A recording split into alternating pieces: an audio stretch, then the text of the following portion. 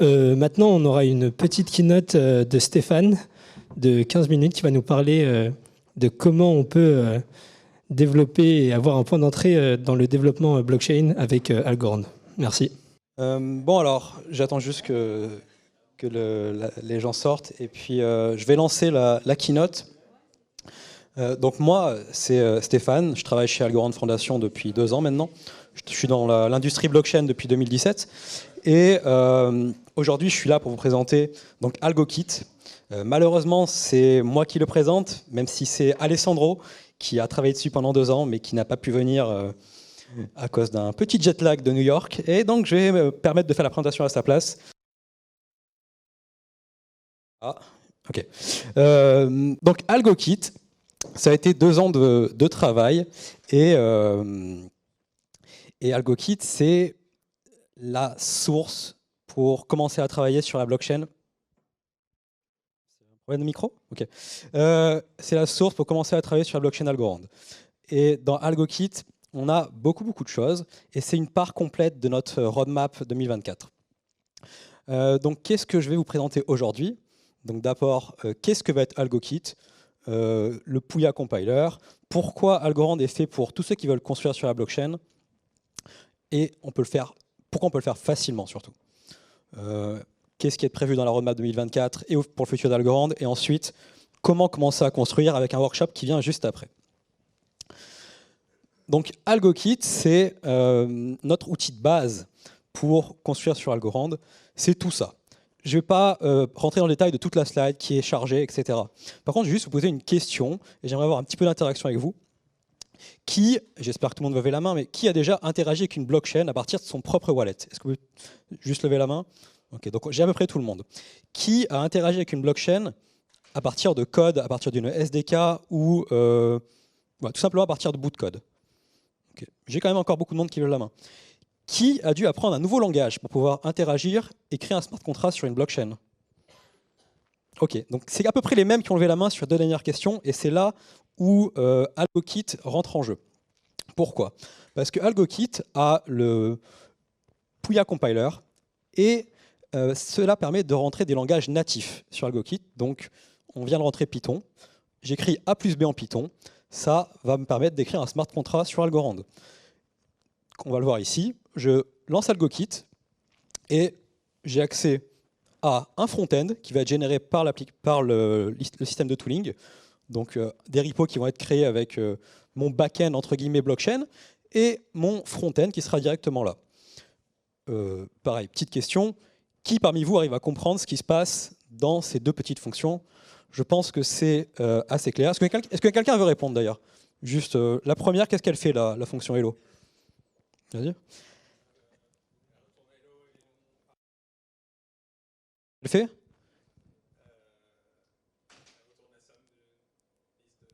Ok. Tu n'as jamais programmé sur Algorand avant, et donc on est d'accord, c'est du Python natif. Voilà. Donc c'est ce que fait AlgoKit. Ça permet de développer nativement en Python des smart contracts sur Algorand. Mais si on s'était arrêté là, finalement, ça ne veut pas dire grand-chose. Mais le fait d'avoir du Python natif, ça permet d'avoir des outils de test classiques qui tournent. Bon, forcément, on a un outil blockchain qui permet de voir ce qui se passe sur... Oh, je suis désolé. Mais voilà. On a toute une suite d'outils qui peuvent être plugués facilement juste parce que c'est du Python natif. Et demain, si je veux avoir du JavaScript, ça marchera pareil. C'est-à-dire qu'on peut plugger JavaScript, on pourra compiler en JavaScript et ça va marcher. Alors, la slide. How are we different? J'ai pas mis la comparaison AVM vs EVM pour toutes les stats, je m'en fous, tout le monde peut faire une comparaison de blockchain versus EVM. C'est pas ce qui m'intéresse. Ce qui m'intéresse, c'est la dernière ligne. Ou sur Ethereum, certains vont me dire, oui, en Python, il y a Viper, qui est un peu un langage, pas langage agnostique, mais qui est du Python plus ou moins, qui va être de l'Ethereum derrière. On a Solidity qui est proche du JavaScript. Mais je mets au défi quelqu'un de compiler du Solidity en JavaScript. Voilà, ça ne marchera pas. A contrario, sur Algorand, maintenant qu'on a AlgoKit et le Puya compiler, on peut utiliser du Python natif et bientôt d'autres langages. Même si on peut auparavant utiliser les langages d'Algorand comme le TIL, c'est proche de l'assembleur, pareil. C'est pas forcément facile d'entrer quand on commence la programmation. Je suis désolé. Comme je disais, quand je dis... Ouais, peut-être que le micro, je vais changer. Est-ce que c'est mieux? Ouais, c'est mieux, c'est mieux. Ok, donc on a besoin d'une solution qui peut scaler. Donc rentrer un langage, c'est bien, mais avec le Puya compiler, on a mis donc on a le compiler Algorand en bas, on a mis le Puya compiler au milieu et on peut plugger n'importe quel framework. Donc si demain vous avez développé Java, Rust, Go, peu importe le langage, vous le pluguez au Puya compiler et par défaut, ça va retransmettre ça au niveau blockchain. C'est-à-dire qu'on peut transmettre toutes les informations, enfin toutes les parties de code qui sont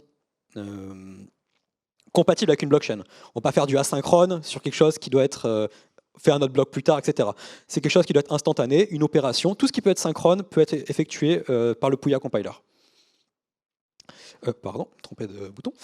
Et voilà. Pourquoi je pense qu'Algorand est fait pour les builders? Moi, initialement, on m'a recruté chez Algorand Foundation parce que j'avais créé une marketplace de NFT il y a 3 ans. Il n'y avait pas tous ces outils. Pour commencer à créer ma marketplace de NFT, j'ai la chance d'avoir cette double casquette ingénieur en électronique, donc l'assembleur me faisait pas trop peur.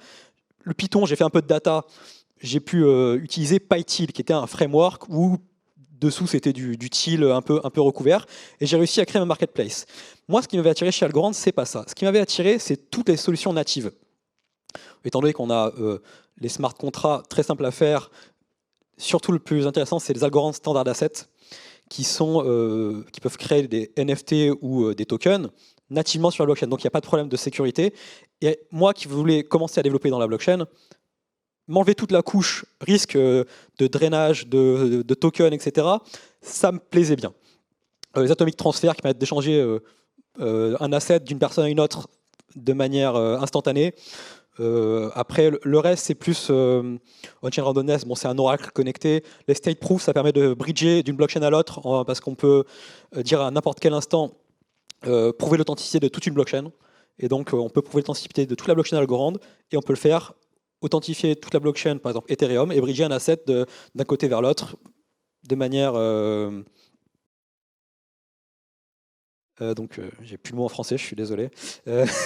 Mais voilà, c'est toutes ces choses-là qui m'ont fait venir sur Algorand, pas le côté développement. Mais maintenant qu'on a le côté développement qui est là, et bon, tous les aspects technologiques de la blockchain, énergie efficient, quantum secure et rapide, ça nous permet de construire facilement.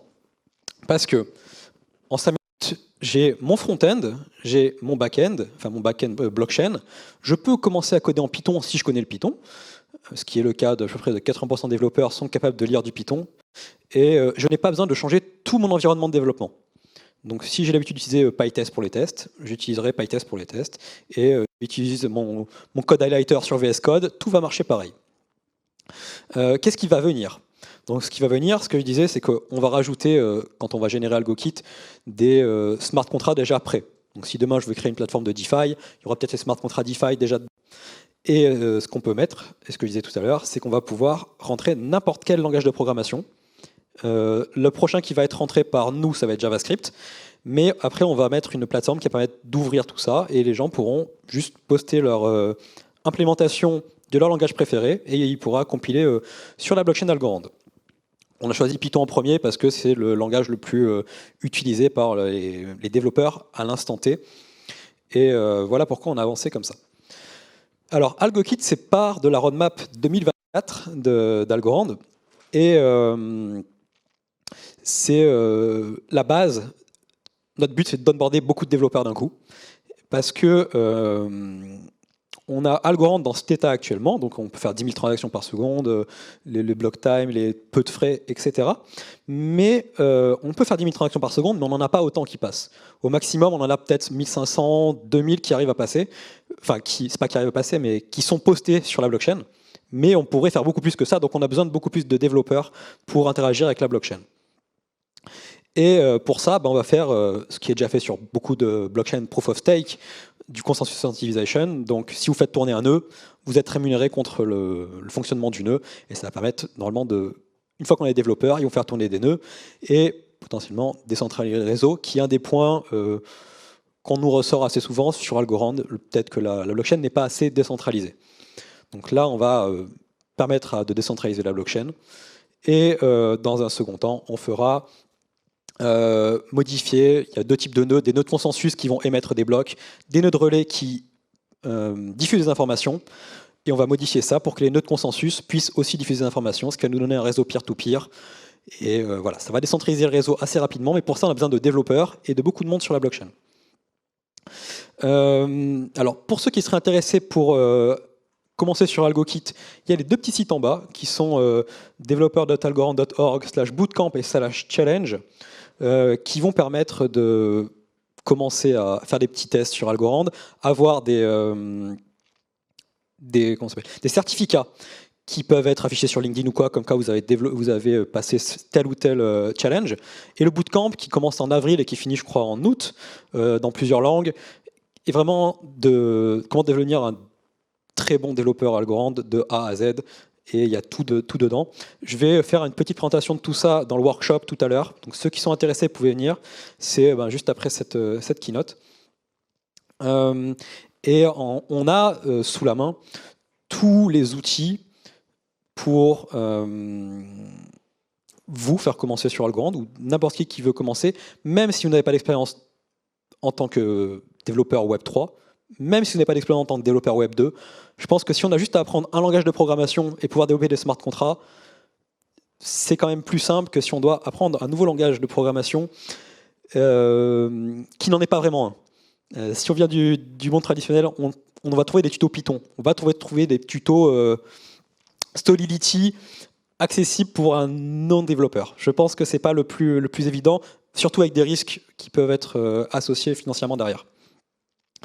Et voilà, donc Algorand essaye de mettre tout en place pour onboarder des développeurs.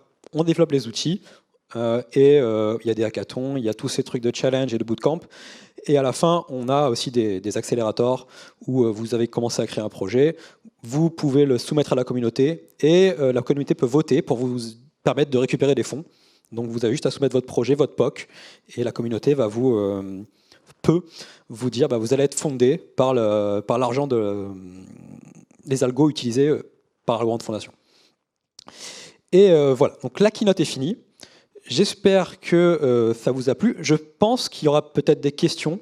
Je vois des gens qui ont des yeux un peu intrigués, et donc je suis prêt et ouvert à vos questions. Pourquoi ne pas avoir fait un compilateur de Python vers bytecode EVM ? Pourquoi une VM différente ? En fait, Algorand n'a jamais été EVM compatible, a été construit en 2019 AVM. Donc c'est Algorand Virtual Machine. Il n'y a pas d'EVM. Donc on peut pas compiler sur EVM. Je vois ce que tu veux dire. Dans ton esprit, dans tous les cas, il faudrait faire EVM AVM derrière, parce que AVM c'est notre base. Oui, je veux dire, ma barrière, ouais. À moi en tant que développeur, c'est là où sont mes users, ou oui. là où mon client veut que je sois. Oui, pas de souci. Et dans le monde EVM, j'ai plus de facilité à trouver des users et des clients. J'entends. Comment dire, pourquoi est-ce que c'est pas différencié ? C'est une très bonne idée de faire du smart contract en Python, c'est cool. Qu'est-ce qui empêche de sortir du bytecode AVM et du bytecode EVM pour pouvoir, déployer partout ? Ça peut être fait. Faut que quelqu'un le fasse. Nous, on travaille pour Algorand, donc on l'a fait. Oui, bien sûr. Pour Algorand. Si quelqu'un veut, après le code est open source, donc si les gens veulent s'embêter à prendre le compiler et le redescendre, bonne chance, parce que, c'est possible. Ça a été 2 ans de travail et beaucoup de travail juste pour avoir ça. Mais si des gens sont motivés à le faire, pourquoi pas. Mais AlgoKit est vraiment un outil qui est le premier dans l'industrie à faire quelque chose comme ça. Il n'y a pas ça nulle part ailleurs, du langage agnostique qui va compiler en smart contract, il n'y a pas. Mais on l'a fait pour Algorand parce qu'on travaille pour Algorand.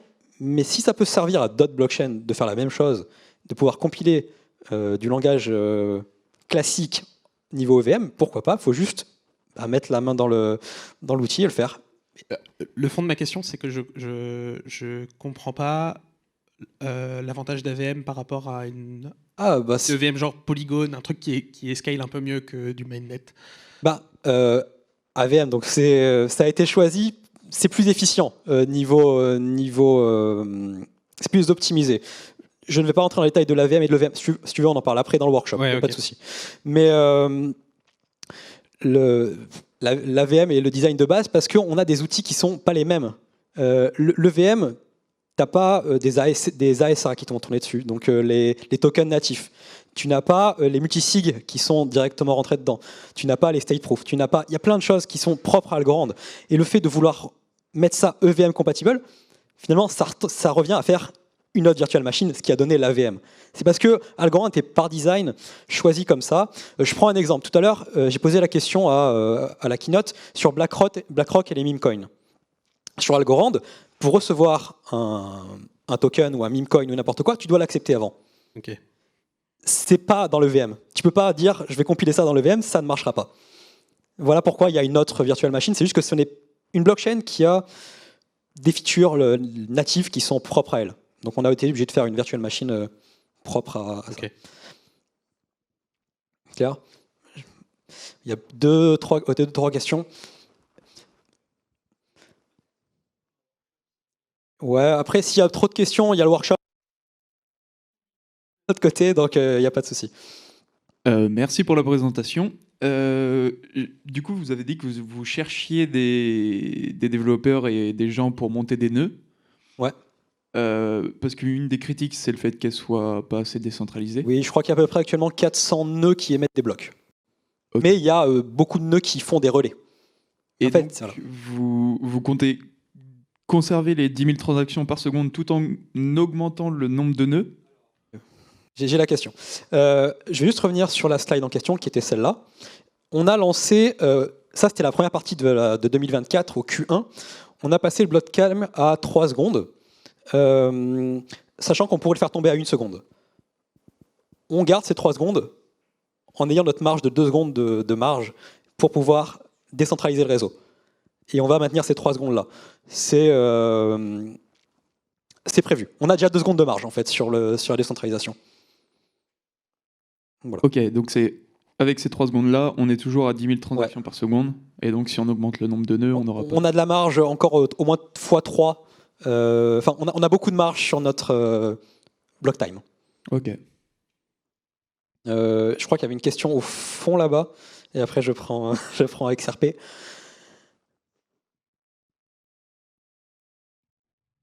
Merci pour la conférence. Quand je vous écoute, j'ai quand même l'impression qu'il y a beaucoup d'avantages sur Algorand par rapport à ce qu'on peut avoir sur le VM. Mais du coup, ma question, c'est comment est-ce que Algorand compte potentiellement onboarder les users sur la blockchain pour concurrencer avec des écosystèmes comme Ethereum et tous ces Layer 2 ou Solana qui sont beaucoup plus matures en termes de nombre d'utilisateurs et... Bon, on a parlé du côté développeur avec les dApps, mais du coup, ma question, c'est surtout sur comment est-ce qu'on onboard les utilisateurs, quoi. Ok. Alors, je vais juste reprendre la présentation de Silvio, qui était hier à la Paris Blockchain Week. Donc, Silvio Micali, qui est le créateur d'Algorand. La présentation s'appelait Government Grade Blockchain. Typiquement, Algorand a déjà le premier stablecoin, presque stablecoin, EURD, qui est émis par Cantos, mais qui est régulé au niveau européen. Donc, quand il y aura Mika, etc., Algorand a déjà un stablecoin euro prêt. Algorand travaille avec le gouvernement italien. Algorand travaille avec les gouvernements. Algorand onboard les real world assets. Typiquement, on a Lofty, qui est l'équivalent des SCPI, pour ceux qui connaissent, mais de la tokenisation de biens immobiliers. Donc, j'achète un token d'un appartement, je récupère son loyer bloc par bloc. Voilà, c'est fait. On prend une société, on achète un appartement, on le met en société, on le parcelle, on vend les tokens un par un, et les gens qui reçoivent le token sont détenteurs du loyer. Voilà, c'est des choses qu'on peut faire, et on peut faire tout ça parce qu'il y a ces sous-couches natives. Et c'est ce que aiment beaucoup les gouvernements et toutes les institutions. On le pourrait expliquer très simplement. Voilà, vous détenez un ASC, ce n'est pas une adresse... derrière, ça reste une adresse sur la blockchain, mais ça apparaît dans le wallet en tant que c'est tangible pour eux. C'est tangible pour eux, et ce n'est pas un bout de code dans un smart contract. C'est vraiment natif au niveau de la blockchain. Donc si on croit dans la blockchain, on croit à ces layers natifs. C'est comme la multisig. Multisig, quand on a besoin de signer une transaction pour un agent bancaire, etc., il y a plusieurs personnes qui doivent signer. Le fait de l'avoir natif sur la blockchain, c'est beaucoup plus fort que de devoir créer un smart contract ou voilà, les atomic transfers, le fait de pouvoir échanger quelque chose d'un point A à un point B sans passer par un escroc au milieu, c'est aussi très puissant. Algorand est construit, c'est un peu ce que disait Philippe tout à l'heure, c'est un peu la régulation française. C'est-à-dire que ça met beaucoup de temps à se mettre en place, à avoir toutes les bases. Mais par contre, dès que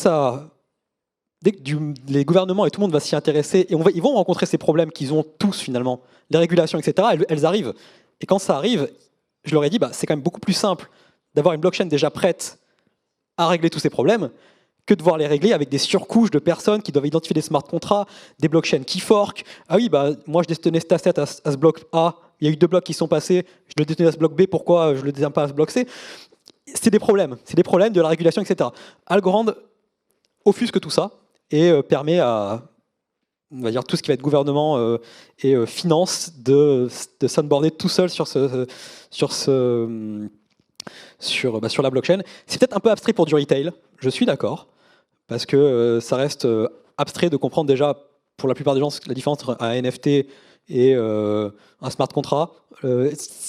Des gens ne vont pas faire forcément une association qu'un NFT c'est un smart contract sur Ethereum par exemple. Donc ça reste abstrait.